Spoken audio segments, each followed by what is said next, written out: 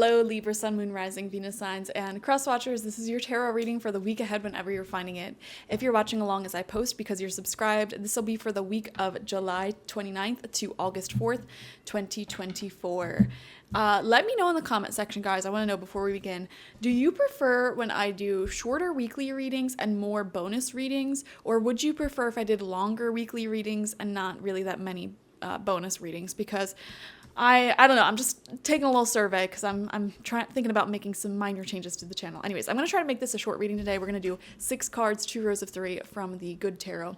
2 of Water coming out as your first card. Yes, Libra. This is happy relationships unfolding. I'm seeing a little flirtation coming through for some of you. A little meeting up with somebody and really vibing, really getting along. So yeah, some of you guys are feeling a little flirty.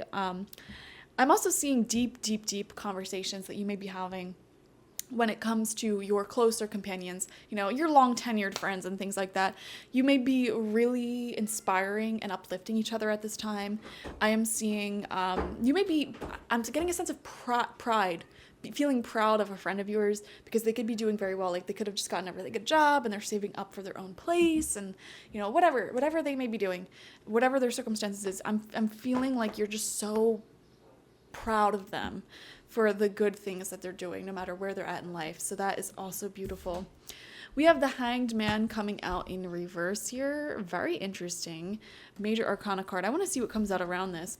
We have the Page of Air upright. I'm getting the sense of like feeling... Hold on. I need to describe the clairvoyant vision that just came into my mind. It was like these gears of love, okay, and I don't know how to describe it. Gears of love starting to like turn again, but it's all dusty and like a little rusty. But it's like you're turning on a machine that hasn't run in a really long time, so there's a lot of dust and whatnot clogged up there. So it's gonna be slow at first, and then it'll start going, and then you got to get some oil in there. And I got that image in my mind clairvoyantly, but specifically attached to like your love life or even like going out. So some of you guys, for example, you could be going out with your friends like to a club, and this is something you haven't done in years, and you're like, man, I'm too old for this. Like I haven't been to something like this in a long time. It could be anything though. It doesn't have to be a club. It could be really anything. Like I haven't done this in a while. I think I'm getting old. Like when I was a teenager, I'm not even exaggerating. I went to hundreds of concerts, and I'd be up in the mosh pits. I'd be jamming out. And I remember there was a time, literally in my early 20s, where I went to a concert after a long time of not being at one, and I was like in the back, and I'm like, oh man, like this is just too loud. Like it just hurts my ears. And how do people do this and standing up? Like what? Oh my gosh. And I was like, how am I getting too old for this? But you know what's funny?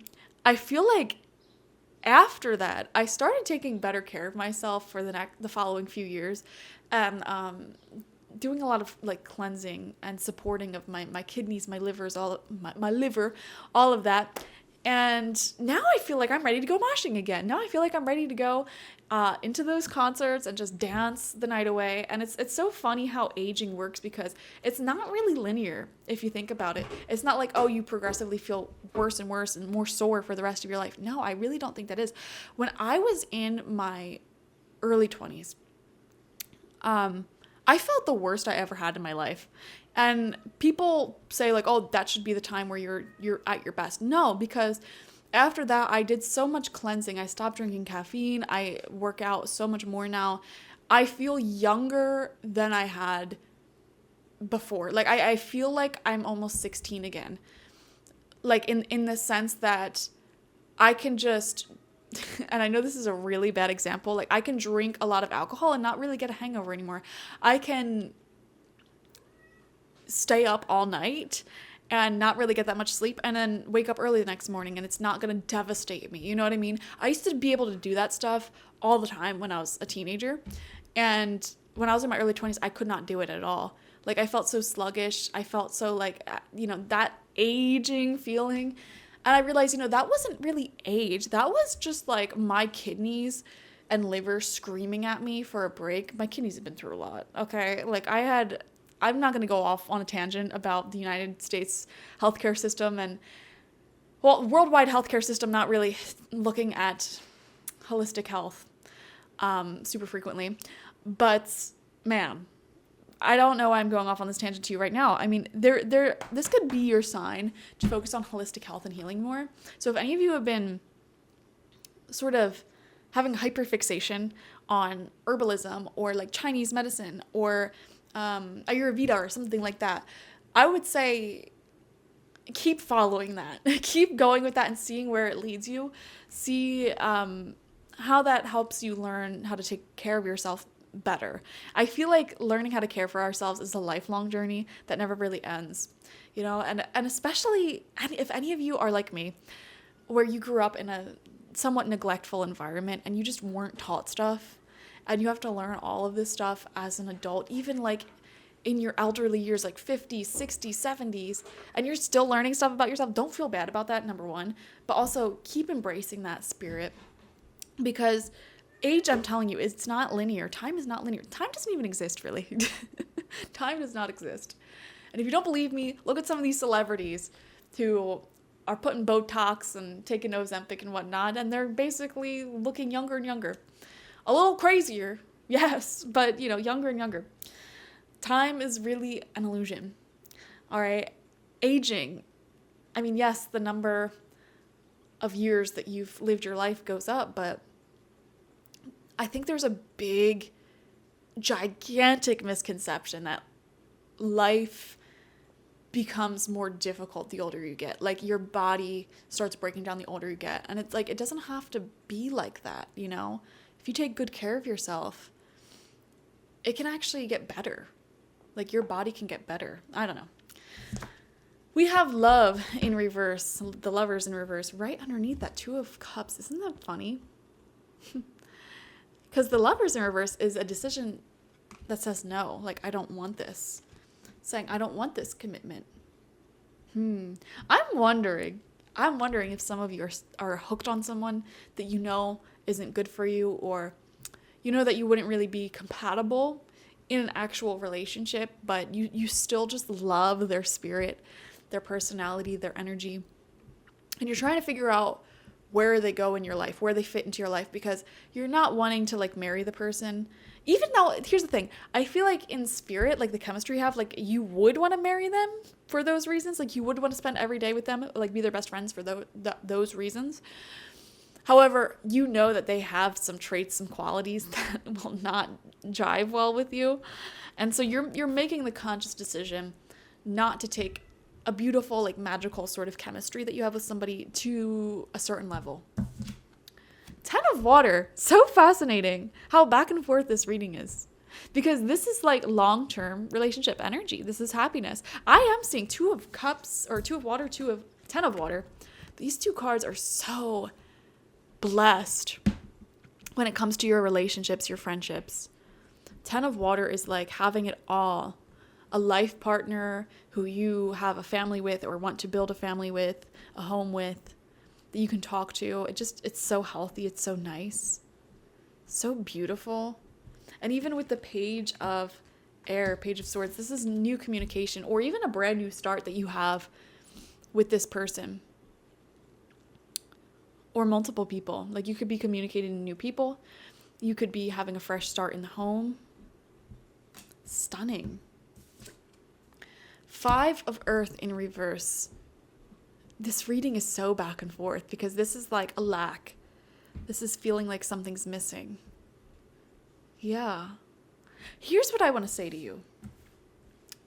There is not a single person on this planet who is the one.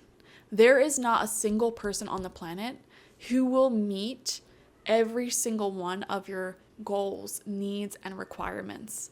Not a single person. And the sooner people learn that, the less disappointment you'll have in your love life and in your friendships, okay? That you will find something about every single friend that you have, every single person in your life that you don't like. Because you can see their blind spots. They can't. Okay? You will have something you don't like about every single person that you meet. Guaranteed. And even if you find a partner that you are so in love with, so perfect with, like you're great partners, there could be something there that's missing. Okay, maybe you don't have that much sexual chemistry. Maybe they have a busy schedule. Maybe you like traveling and they don't, you know what I mean? Is that necessarily a reason to break up with them? To separate from them? Could you find that with someone else? And I'm challenging the beliefs here, because society tells us, like, the person you marry, the person you spend your life with, they should be everything for you. And that is so dumb. Now, granted, on the other hand, I've also done a lot of readings for people who have legitimate issues in their relationships that should not be ignored. And they're like, oh, but marriages are hard, right? No. Like, oh yeah, my husband beats me every night, but marriages can't be everything. We're not talking about that either. Okay, that's a whole different story. If you're just straight up not happy, leave. Okay? But if it's like you are happy and there's just certain elements that you feel like are missing, can you find that within other people in a way that's ethical? And I'm not just talking about open relationships. I'm not trying to convert any of y'all. But, like if you have the perfect partner, you found the perfect person, but they're such a homebody and you love that about them and you want to travel, you can make friends that travel. You can travel with your friends. And, if your partner is aware that they don't like traveling, they should be okay with you traveling with other people. It shouldn't be a big deal. Now, if they're like, oh, I'm so jealous because you're not traveling with me, but they don't want to travel, then they're toxic and manipulative, and send them to the curb, straight up. I ain't playing around, guys. I ain't playing around with these bad relationships. But also, somebody can't be everything for you. And I'm seeing here people in your life, multiple people in your life, who you love the chemistry that you have with them. You love various things that they have to offer. There are definitely parts of them that you do not love. Okay, and you know what that means? When it comes to those aspects that you don't love, don't go to them for that, For example, I have this one friend who's so funny, and they are so fun to be around. I love traveling with them. I love inviting them to, like, literally everything we do. However, they are so bad at listening to long-winded conversations or feelings. So if I have something serious that I need to get off my chest, I'm not calling that friend up. I do have another friend, however, who's a homebody and gives the best advice ever. They're, like, really into psychology. I would go to that friend for that, I wouldn't necessarily go to that friend to go out partying because they don't like going out partying, So different people meet different needs, and that's okay. I would never expect my funny friend to be the deep, serious person. Now, on the other hand, so many hands here.